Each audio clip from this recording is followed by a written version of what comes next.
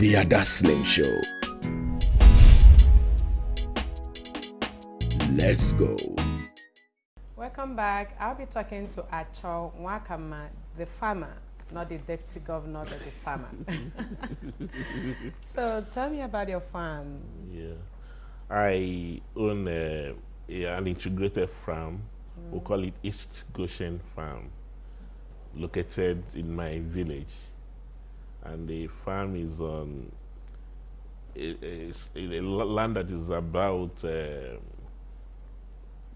hectares Wow. of That's land. huge. Yes, and we are into piggery, we're into poultry, we're into snaring, we're into fishery, we're into grass cutter, Wow. and all that. I like grass cutter. Yes.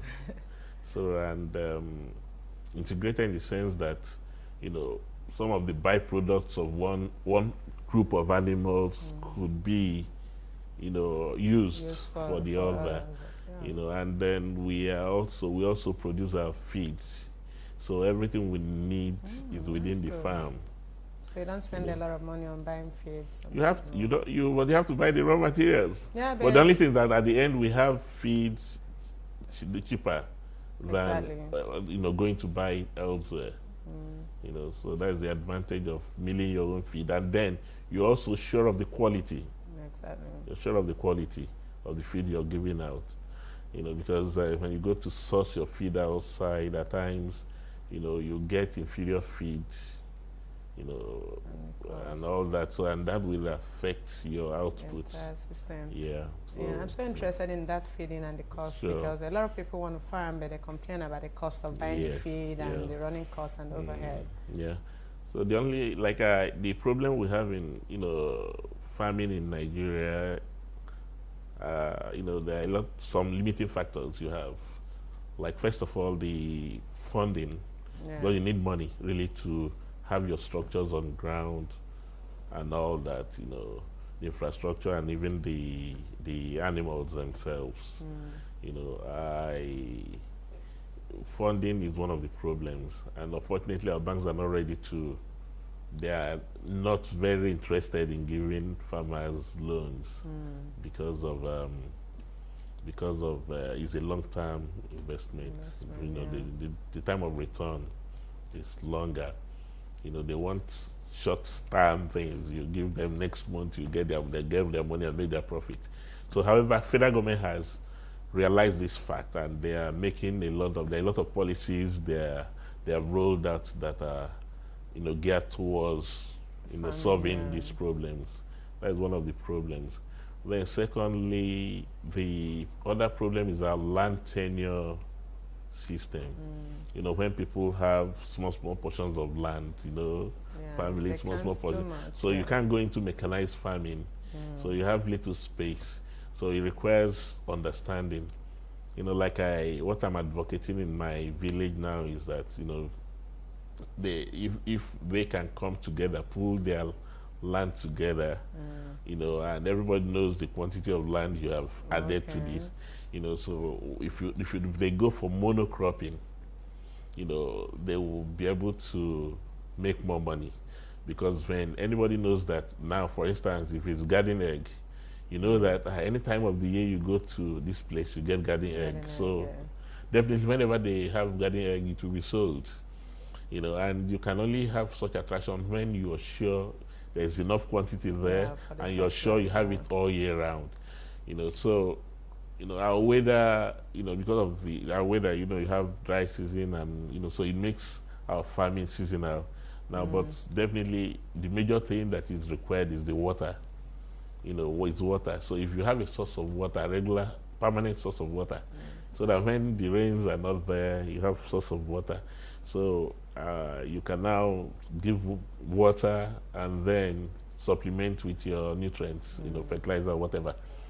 So if you're able to take care of those ones, you can farm all year round. So if like garden egg, you can farm 3 times in a year. Okay. But if we put cassava there, you farm once a year. Okay. And so we did that whole year. You're expecting little thing from your cassava farm. But you have something like I'm still using garden egg. When you can farm 3 times a year, so you sure you'll be eating for the whole year. So I'm advocating that. Although the villagers, it's difficult for them to really appreciate it, but a lot of them are buying the idea. So like in my farm, we use the water from the fishery. We'll now channel it to the area where we farm, so that we can farm all year round. The water is full of nutrients, when they pick up the thing.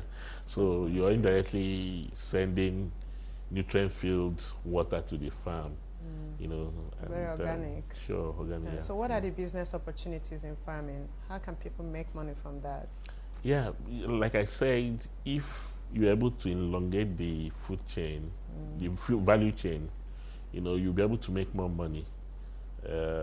Like if you take, for instance, the poultry, for instance, if you have a processing plant where you process it and package it, have a cold room, when once it's 8 weeks maximum, even you can slaughter at 7 weeks when they do very well. So let's take 8 weeks average. 8 weeks, you slaughter all of them and package them and sell. So they will not stay, because when once you leave your bed above the 8 weeks, it begins to eat into the profit you ought to make. So if you sell at 8 weeks, you're breaking even and you make your profit. So if you process, you've increased the value chain, because ordinarily people will sell their bets like that. And then when you process and sell, you make more money too. And then you increase the consumption too. People that will buy the ones you didn't process are there. Then you now go to the other level that always buys this. The same thing with fish. If you smoke the fish, you have more people that will also buy it. And secondly, you can also, smoke them at exact time you want to smoke them. You understand? Because when you smoke a fish, you can keep it, it can last longer. You preserve it longer. So in addition to preservation, you have opportunity to market them without putting additional money into them. So that is one of the areas that our farmers need to really look into, so that they will make enough profit that will make it very attractive to us. And then, like I said, I have my mill there. You mill your own feed, but we have virtually all the raw materials you need for feed in Nigeria here. You source them here, and when you have your own feed, you're sure what you're giving to your animal. The quality, because every animal has their own formula, formula for feed. So you prepare feed based on the animal you're going to give it to. You just have to have a good understanding of that. That is where my biochemistry came in a little in what I'm doing. But I apply your profession. So you can mill the feed and give them good quality feed, so that you'll be able to beat the exact time you want them get to. Wow. So those are the... You are quite knowledgeable in this, in farming, seriously. And it's an interesting thing. Yeah, and for me, I just feel you should educate more young Nigerians on farming. Yeah. Give them more orientation. Are you doing anything on that yet? Yeah, that is, I told you, that is one of my major purpose of even going full blast into it, so that they can really appreciate farming and see that they can make their livelihood from farming. So are you running seminars for young Nigerians on that? No, all we do, we will go get into that, but what we do is that we allow schools to bring their students to that place to see what we are doing. Yeah, you're already transferring the knowledge. That's good. And we are trying to collaborate with the College of Agriculture here, so that their students can come stay there, and do the things practically. So that's another way you're giving back. You're already serving. Sure. We have always becoming the governor, you're already serving. Yeah, because I like farming, I like agriculture, but I just feel we're not doing enough. We have good weather, good soil and everything, but we're not doing much. Through it, you provide food, you provide employment, you like we have over 50 that are employed in the farm there, and we, by the time we are fully, developed, we'll employ over 100. And that has multiplier effect. And another thing I want to do is, since we hatch our own fish there, by the time we begin to hatch our own birds too, when people start appreciating it, you can help younger ones. If I give you fingerlings and give you maybe feed, right, at a particular age, I'll buy it from you and give you money. You take my own money, then give you your profit. So you can increase it to increase your yield, your produce.